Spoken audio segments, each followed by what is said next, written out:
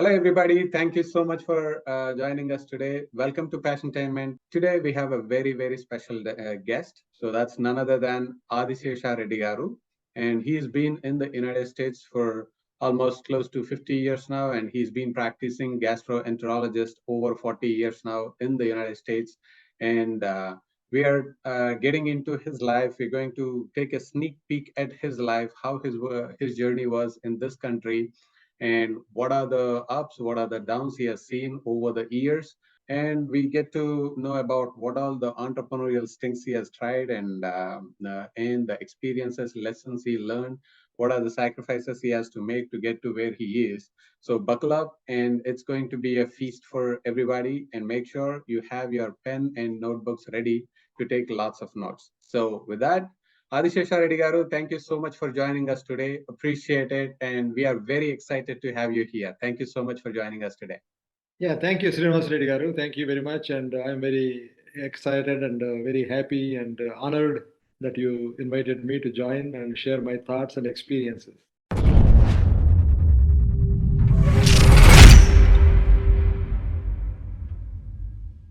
So a lot of people knew about you as a gastroenterologist, as a person. You have been here in this country close to 5 decades, and you've been practicing gastroenterologist for over 4 decades now. So I want to take you all the way back to where it has all started. Can you please share us with where exactly you're from, and how was your childhood like, and how was your upbringing like? Yeah, I'm basically, from Andhra Pradesh, what you combined Andhra Pradesh. Now it's Andhra Pradesh, basically Kadapa district. So I was born in Kadapa and raised in a place called Raichoti, which is part of, now it's separated, but it's part of Kadapa district.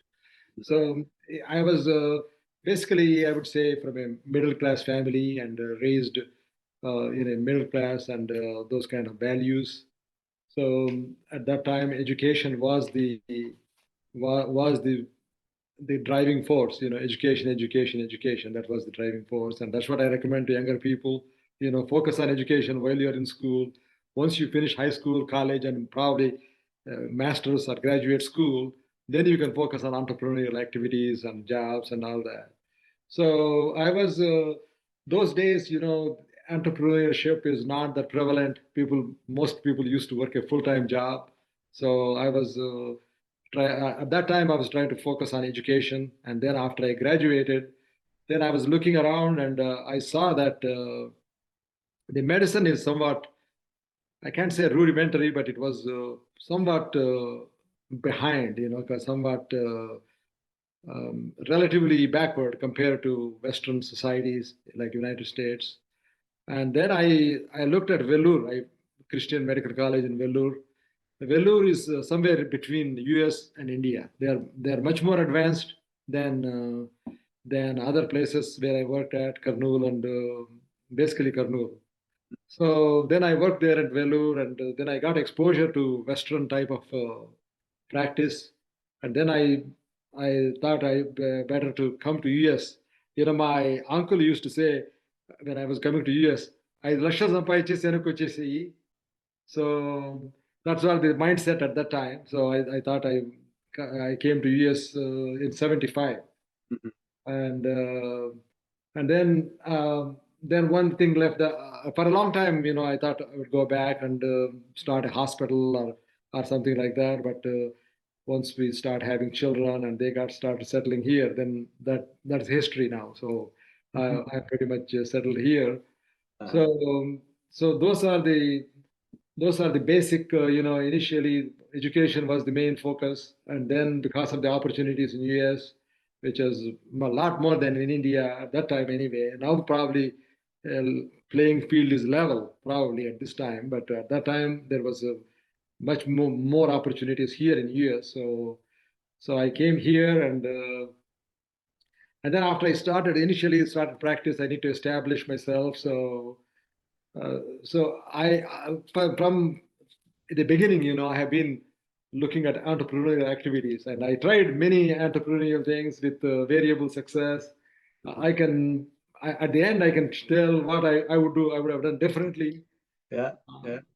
So Yeah, when you're looking at a childhood, Adi garu, yeah. especially back in the day, it was really, really hard. So, who was your childhood person whom you look up to?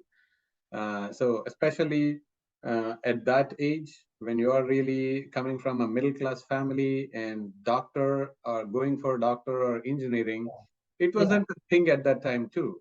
And what was your inspiration for you to even focus on the studies, and more importantly, what made you to choose medicine? Yeah, those days, medicine or engineering, those are the two things. And if you want to be successful and get a stable job and successful in society, and those are the two things. And then I thought medicine is where I can have interaction with public, and I consider myself as a people person. Interact with people. Mhm. So I thought medicine would be a good fit.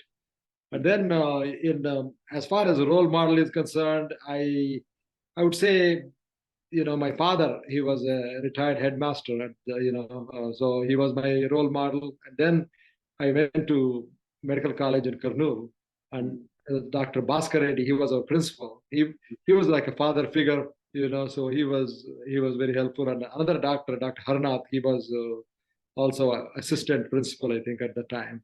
So Mhm. those are our role models, and we followed their footsteps and Mhm. continued. So, So did you complete your MBBS back in India? yeah, I did. I did completed BBS, and what they have a mandatory house surgency. It's part of the unless you do house surgency, you don't get your degree. So I finished that, and then went to Vellore, Christian Medical College in Vellore. And Okay. from Vellore, I came to USA, came to Chicago. So, is there any particular situation that drove you to even think about United States? By the way, when did you came to United States? In In 75? 70, in 75, as I think as I was mentioning to you that those days medicine was not advanced like it is here. It's significantly it's now it's catching up, but still there is a disparity there. But at that time the disparity was much higher. Uh-huh. So that and more opportunities here. Those are the two things that prompted me to come to United States. Mm-hmm. So, did you came by ship? No, no, I am not that far back. You know, I haven't That's gone a that far beautiful back, but story. we came in a plane. Actually, my brother was in Chicago. He's also a doctor. He came about 10 years earlier. Uh-huh. So we came by ship, and those days, getting a job is very easy, and also green card is very easy. When you land in the United States, I already have a green card. In the Uh, airport, they gave me the green card right at the airport. uh-huh. So so it was easier those days compared to what it is Okay. later. Is Yeah. that your brother primarily because your brother is established, came to United States, so that paved your path easy for you to come to United States? Yeah, psychologically it did. But as far as getting a job and all that, it was not difficult. We had to take the exam. I had to go to Malaysia, Mm-hmm. Kuala Lumpur, and take the exam. And once you pass the exam, then it was not difficult those days. So you can get a job right from India. You can already have a job, you can already have a green card. So it was easy. But having a brother, the older brother here, is psychologically it was good, and it was the transition was much easier. Okay, okay. So how was the initial days? I have heard many stories where people come to United States for the first time, and they are completely out of space, out of their comfort zone, and they might be facing some difficulties. So how was your initial days when you are in the United States? Were there any? There Uh, were some challenges for sure. Sorry to maybe I cut you off. Maybe I'm sorry. no, you're Uh, good. yeah, so there were challenges. So we just have to work a little bit harder, and used to the cold weather.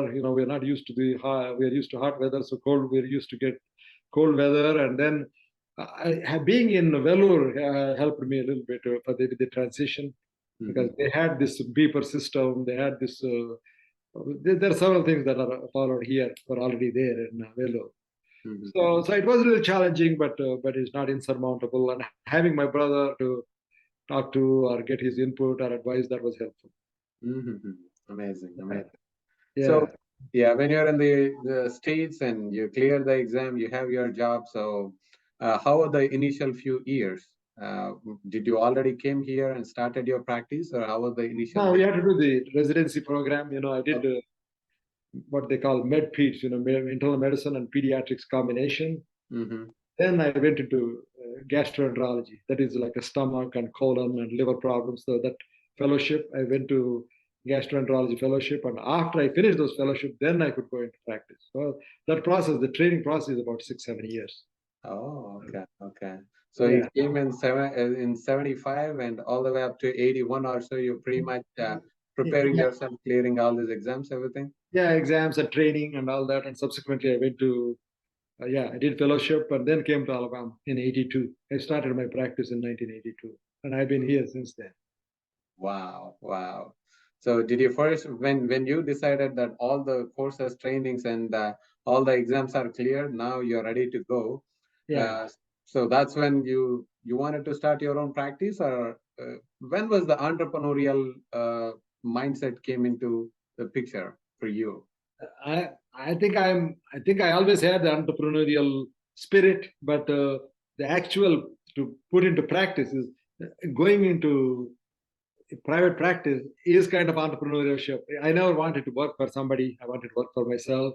So I started the practice. There were some challenges initially, but it was not insurmountable.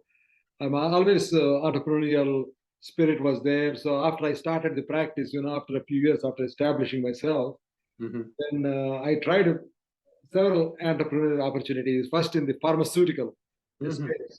For example, the colonoscopy. Now it is very, very common. People know what colonoscopy is. At that time, people didn't know what colonoscopy is, and the preps, they didn't have any standard prep. We used to combine this, that, another, make it some kind of concoction and give it to the patients. Mm-hmm. Then I thought instead of all these patients juggling with all these and making people get confused and they don't follow the instructions, so to have it one kind of prep, just to have it FDA approved. So I tried. Being in a smaller town, it was a little challenging with that. Otherwise, that some other companies tried that. After I got this idea, and they are billion-dollar companies like Braintree Laboratories and some other companies like that. So, Okay. so that's one of the entrepreneurial venture I did, and I had, I almost close to get FDA approval for this product, colon prep, colon cleansing, Mm-hmm. and I was almost, and then there was another company called Baxter that was a multinational company. It was a multi-billion-dollar company. Right. And they came and made an offer. So that was a high point. You asked me what are my high points. That maybe I'll come back to that later on, but that was one of my high points. Mm-hmm. Uh, so that was a good venture, but being in a smaller town and not having all this infrastructure to get the FDA approval, or consultants who can help with FDA. And those days we didn't have internet. Those days we didn't even have cell phones, so it was very, very challenging. So that was a setback. So I couldn't complete it, but it was this Braintree Laboratories now in Boston.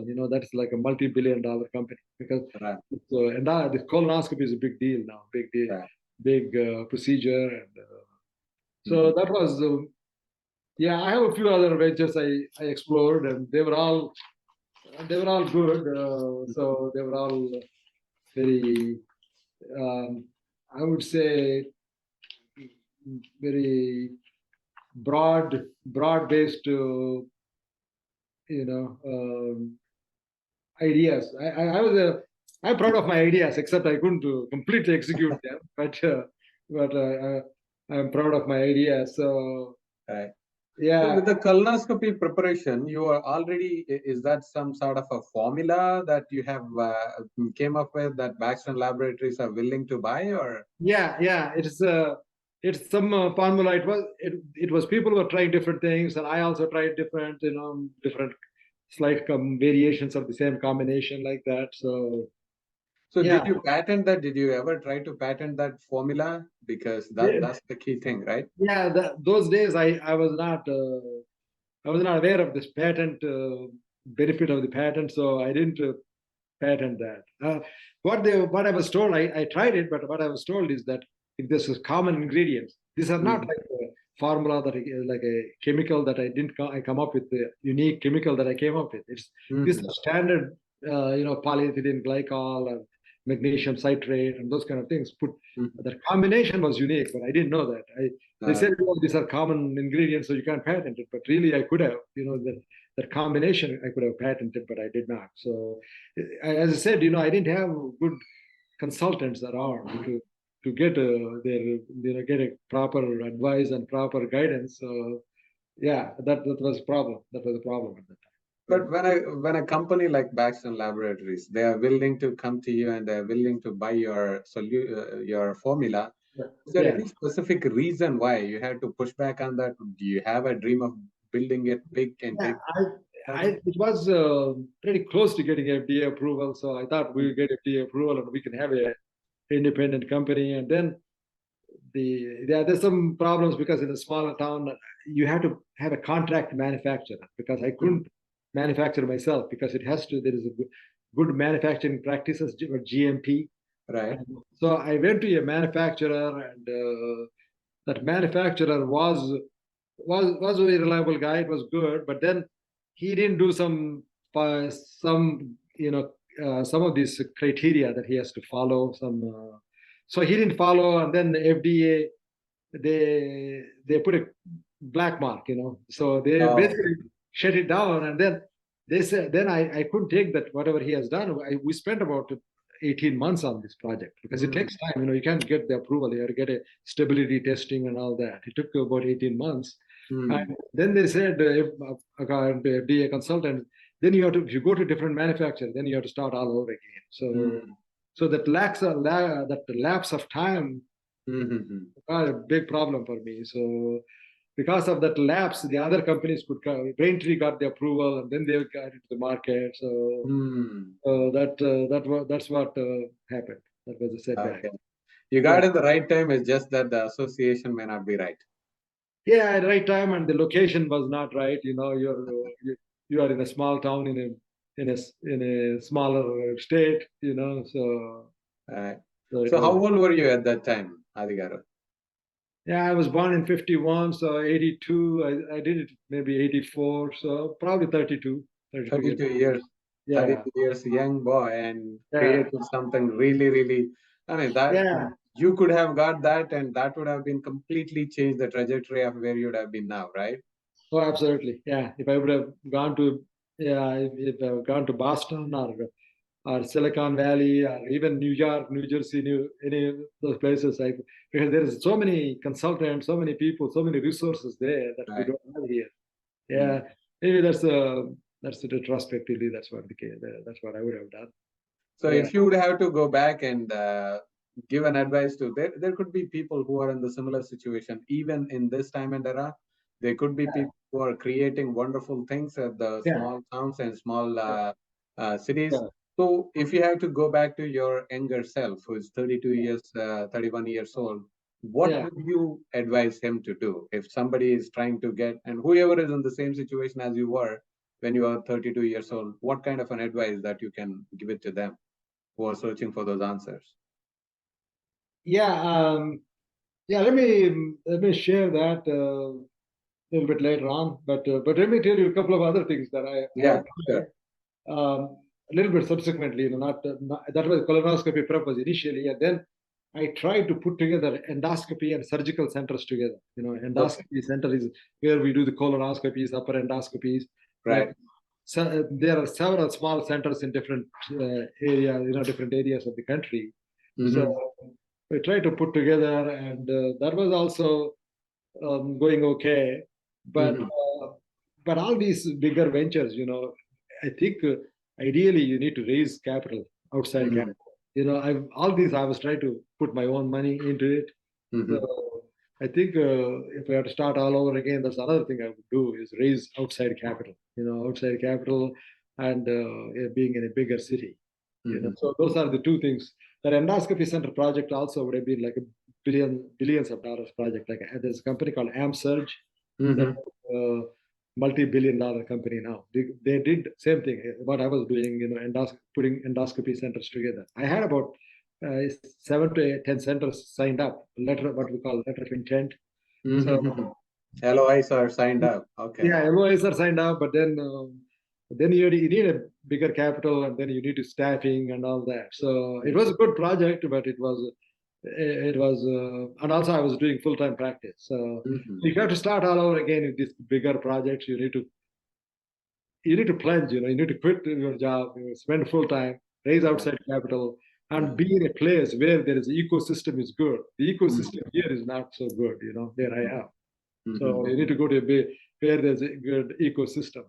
I had one of the endoscopy centers in Kansas. They signed with me, and I had my own endoscopy center, and then there is an endoscopy center in Florida. They signed up. So several centers signed up, but then we couldn't execute it. And then was that because of the lack of capital, lack of resources? Yeah, lack of capital and lack of resources. Yeah, that's exactly. Yeah. Okay. Yeah, because the AmSurge, they raised some venture capital money. They may not have raised a whole lot, but they might have raised about $20 million, which is nowadays compared to that company, $20 million is not a big deal. Right. Now they're I think $10 billion market cap, for AmSurge. So the 10, 20 billion is a big deal at that time, when you're starting out, and I'm putting like 200,000 of my own money, that's not, doesn't go too far, so. And also hiring people, there's not here, the ecosystem is not that great, and the labor market, that high-end labor market, those educated and scientific kind of people are not around. Okay. So that's the second thing.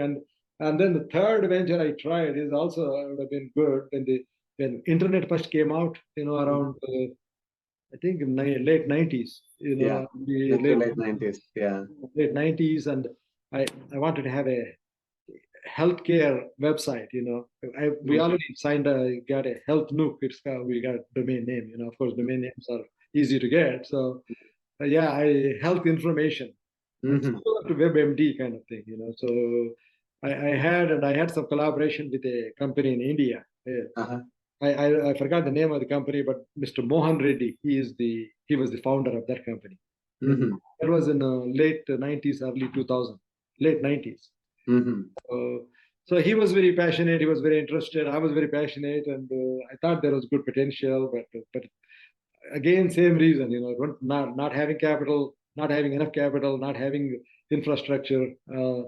If I would have left my practice and gone to, especially for that healthcare website project, if I would have gone to Silicon Valley, I would have been big success. Raising capital there doesn't seem to be too difficult if you have good ideas and if you have solid background and solid reputation. I think it's doable. So that's what I would recommend, people to take a plunge. You have to, if you're passionate about something and if you're confident about something, you should take a plunge and go all in. Go all in, and then raise outside capital. There's people willing to invest. If you have good ideas. Right. So that's what I would do. But I have some other suggestions also. But those are the kind of basic ideas. Entrepreneurship. Yeah. So for those people who are starting, these are very, very great points. So you have a great idea, and when I'm looking at it, pretty much each of those ideas that you have, if you could have implemented it, could have been part of multi-billion-dollar companies. Yes, right? Exactly. Especially the first two are multi-billion-dollar companies, because you're talking about colonoscopy prep. Everybody was looking for at that time, and now also people are using the same things that were invented like 30, 40 years back.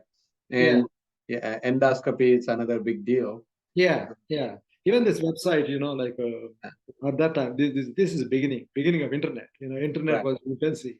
So WebMD came afterwards. WebMD came after I had this idea and worked with Mr. Mohan Reddy of Hyderabad. So this, all three were good. So anyway, we couldn't execute, but at least I have decent income and decent net worth, so I'm okay. But it could have been a lot better. So a lot of people might be in your similar situation, Adigaru, because you are an established doctor there, and you have a clinic, and you have a practice going on. And whenever you're having these side ideas, even though they are great ideas, but they are just ideas, they are not going to bring money. So if somebody is thinking, who are in the similar situation as you are, they have some mainstream thing going on, and they are getting the money, and that is feeding their family, and you have another great idea on the side.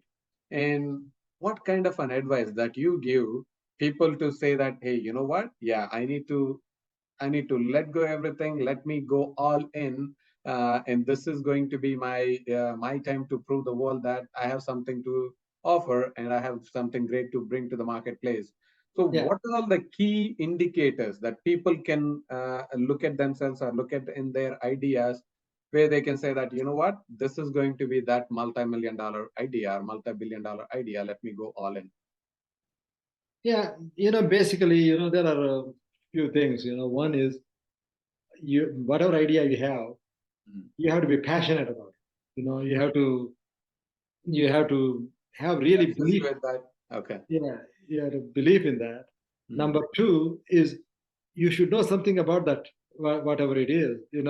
Like I can't go and look like aeroplane engineering or like yeah, or some kind of automobile. Like electrical vehicle or something like that. You have to know something about that whatever you're trying to do. Mhm. Number three is you have to have belief that it is going to help people. It's going to benefit somebody. You have to have belief in that it's going to help somebody. And number Mhm. four, yeah, it has to make money someday. Even if you don't make money right then, it has to have some kind of potential, profit potential at some point. So those are four key things.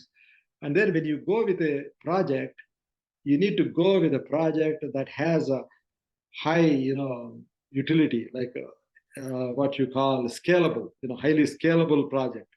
You know, even if it's a even if it's a small piece of a big pie is better than there's a big piece of a small pie. So you need to go to a scalable project, and then there is a saying, like whatever you think, it takes twice as long and three times as expensive. That I'm not quoting exactly, but it time wise it takes twice, and money wise it takes three times. So if Be you think that, prepared for that. yeah, you have to start like let's say a pharmaceutical company. If you think that you need about um, let's say it takes about a year to get the product to market, then Mhm. think that it's going to take 2 years. And then let's say you think it is going to cost you like $500,000 or $500,000, for example. I'm just giving an example. 500,000, then you have to have 1.5 million in hand. So you have to have cushion. We can't just do shoestring budget. That's a lot of businesses fail, including myself. Because not having enough time, not having enough money. Those are the two things. So all those factors and now it's the playing field is much even if you are in a smaller town, it's a lot easier. The playing field is better now than it used to be. Even then, still, it is better to be in a place where there's the ecosystem, like a bigger cities, where where there is venture capital money or angel investors are there. So that's what I would recommend the people to look at those. And then once you are passionate and you're convinced, then I think you should take a plunge. Even if you don't completely quit. What I could have done is, in retrospect, that I could have left and gone there and maybe do a part-time job. Part-time Mhm. just keep my family going. And then work full time on the venture. So yeah, I could have done. Maybe I should have done, but that's what I would recommend. Anger people. you know. Mhm. Yeah. That's so amazing, Andy. That's so valuable. Be passionate about what you like, and uh, Yeah. one, be passionate about it. Two, make sure that uh, you believe in that and go all in and see if that is going to help others. It's Yeah. going to bring value to the marketplace and solve Yeah. the real problems. And Yeah. at some point in the down the lane, it's going to make some money and Yeah. be flexible with the scalability, right? Yeah. That's right. And last but not the least, actually, I one most important thing is it has to be completely ethical business. It has to be Mhm. completely ethical. You can't deviate on that. Because even if you might succeed in 1 year, but then it will catch up. So it's better to be completely ethical and Legally, ethically, morally right. yeah, right. It absolutely you need to do that. Yeah. Yeah, that's so very true. And so having the actual sense that, okay, this is the actual value add that I'm bringing to the people around me, the community around me, and Yeah. everything, right? Yeah. That's right. Yeah. Yeah. Mm. So after these three ventures, or have you explored all these three ventures at the beginning of your career, or have No, you at ever different times, the last venture was in uh, 90s, mid 90s, mid to late 90s, but 90s? when the internet came, and endoscopy center is around the internet and endoscopy center later on, Mhm. maybe in the internet in the middle, the health website, um, so there is another company called Medscape and WebMD. They merged, those two. Mhm. So that, and then this endoscopy center company is the last one. Of course, I keep trying different things. Even now, I have something on, but I think my age is probably catching up, so I probably need to put on hold.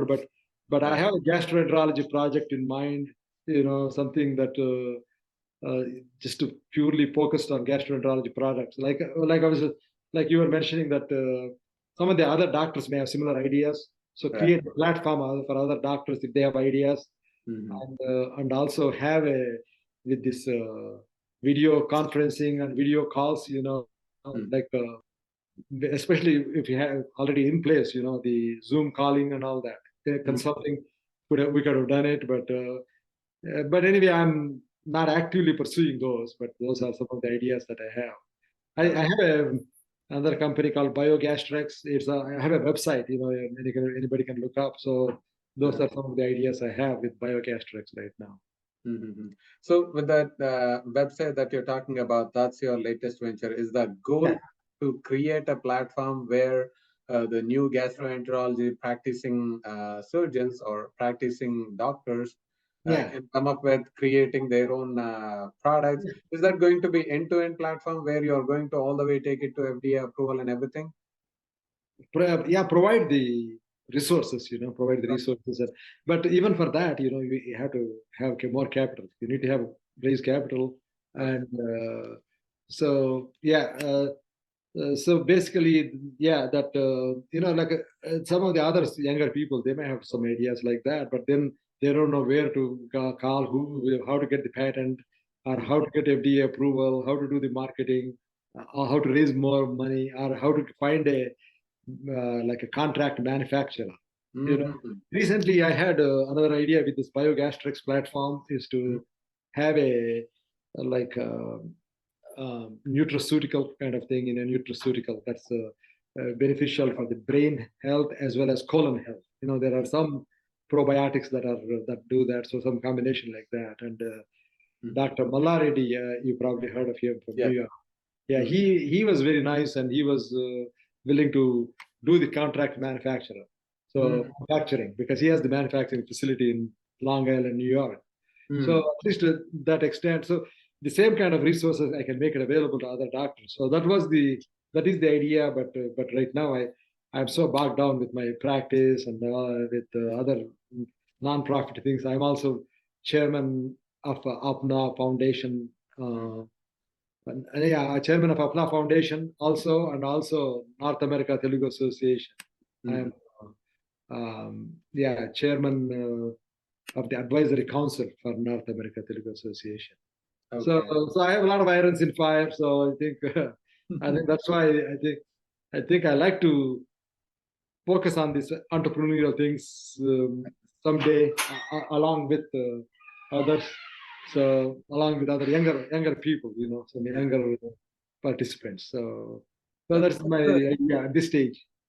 That's a very good idea, Adigar, especially creating a platform. And it's not just the platform alone and bringing the knowledge and information, everything, where to start, what is the next process. So you're creating a platform where it demonstrates the step-by-step process. If anybody is having a new idea, you're Yeah, bringing a step-by-step process about how you can take an idea and how you can take it all the way to the product line, right? yeah, So that's right. precisely.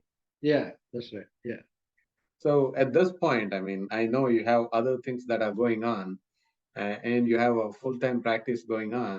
And with yeah. all this experience, and have you ever thought that, okay, I need to convert my full-time job into part-time job and let go some of these things that I'm part of and focus on this one? Have you ever thought about that? I thought of it for the last 10 years, but but trying to recruit other problem being in a smaller town, recruiting other doctors is very, very difficult.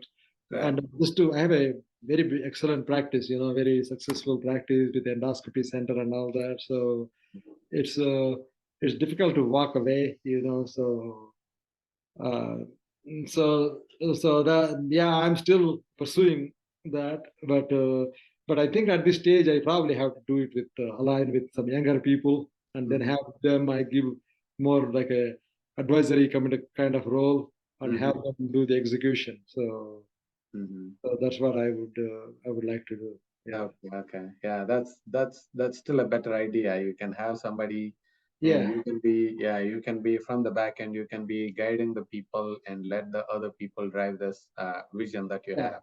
Towards the end of this conversation, so I want to talk to you a couple more things. So, in case if somebody has to start from the scratch, right, and they're saying that, hey, I have this idea, and how important somebody is stuck in a smaller town, how important it is today in this time and era. Do you see that they are better off going to a place where there is an established ecosystem is there for upcoming entrepreneurs? How important it is, do you think, for the upcoming entrepreneurs to think about that?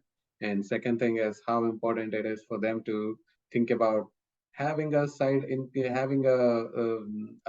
hustle that can bring the money in, so family is not affected, so that the entrepreneur can focus on what they are passionate about. Yeah, the location is not as critical as it used to be when I got started, but still very important. I think I would, if somebody has big ideas and passionate and entrepreneurial, I would recommend them to go to a bigger city, at least to go to, even if they don't go to Silicon Valley or don't go to Boston or San Diego. I would recommend going to at least bigger cities like Atlanta or Dallas or those kind of places, or Houston. I would recommend that. But but obviously, venture capital is much more availability is much more in Silicon Valley, or healthcare wise. If you are in healthcare field, Boston and New Jersey, they are also New York. They also are good. So yeah, I would in the try. Yeah, I would recommend that. If there's somebody who's passionate about want to do something big, that's what I would recommend, to go to bigger state. Okay, amazing, awesome. So we are getting close to the end of this one. So one question: if at all you have to, with all this 40 plus years of experience in gastroenterologist, talking to a lot of clients, talking to a lot of patients, and you yourself trying many entrepreneurial things. So, with all this experience, if you have to pass on your message to the entire world in 60 seconds, what would that be? I think I already shared, but I just summarize. Take care of yourself, be passionate about what to do, and be ethical, and then and then do some for the society. Do some good for the society. I want to quote a couple of quotes here. One is by Brian. His name is Brian Tracy. His quote is, "Always give without remembering, and always receive without forgetting." So I'll repeat: always give without remembering, and always receive without forgetting. That's amazing. Yeah, that's one good quote. And Booker T. Washington, he's African American man. He's a great gentleman from Alabama. You probably heard of him. He did a lot of great things. And one of his quote was, "Those who are happiest are those who do the most for others." Those who are the happiest are those who do most for the others. So we need to do some charitable activities. We need to promote charity. We need to help other people who are not so fortunate like us, both education-wise or financially or health-wise. So we need to share our wealth, share our wisdom, share our opinion or advice. So I would recommend that. So right now I was telling about I think Miss Swati was talking about Apna Foundation. We are working on Apna Foundation. We're going to have a BizKit program. That is BizKit contest coming up. We are trying to promote some not necessarily entrepreneurship, but at least some kind of competitive spirit among younger people. So the competition in middle class and high school and middle school students. So up to 8th grade and up to 12th grade, the contest is coming up. The first is online contest on take it back, January 29th, on Sunday, January 29th.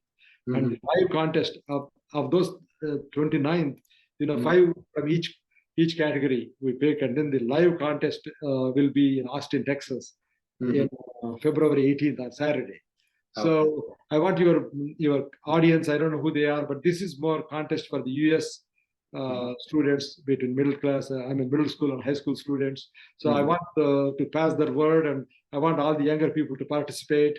And then in a nutshell, all the audience that you will have probably are well-off people, both education-wise and financially. So share your wealth, and that will give you good, that will give you peace, that will give you happiness, and that will give you longevity. You live longer by giving something to other people. You live longer. Thank you, Srinivas. Thank you very much. So, that's amazing message, and definitely with Apna, you guys are doing great help and great service to the community. So before we wind down the call, we usually play a small game with our guests. So it's a words of wisdom. So I'm going to say one word, and you have to share whatever comes to your mind first, whatever the word or phrase that comes to your mind first. And the only condition is you cannot repeat yourself. Okay? Is that a PG-13 or is it? Yeah, it's around the entrepreneurship and your beliefs in some of these things. Okay. I know what you mean. I'm just kidding. Yeah, are you ready, sir?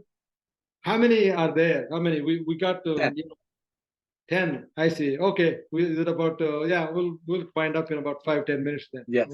Yeah. Go ahead. Okay. Education. Healthcare. God. Almighty. Serving people. Best thing you can do. Being happy. Second best thing you can do. Entrepreneurship. Way of life and way of creating jobs. Failure. Accept failure and move on. Don't brood on that. Accept failure and move on. And your current practice. Excellent, but doesn't meet all my requirements, but excellent. Family. The best thing to have. Leadership. Leadership is keeping the followers happy and having a role model for the followers. Passion. Passion is what you need. Sometimes it's lacking, but passion is needed. Any kind of job. Awesome. You certainly brought your passion to our show. Thank you so much for spending your time with us, Adigaru. Thank you.